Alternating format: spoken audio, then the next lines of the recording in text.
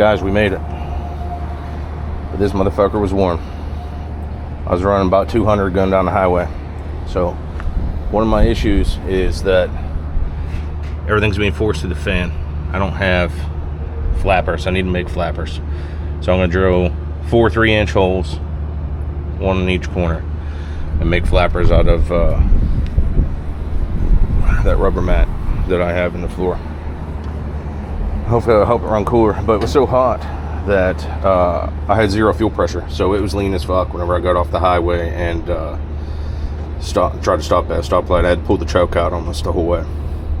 So we got fuel back in here. While it was running and cooling down, I dumped water on the fuel pump, and it started pumping again. So maybe I should have went with an electric fuel pump, but I didn't, because I was worried about how much electrical load I was putting on this thing.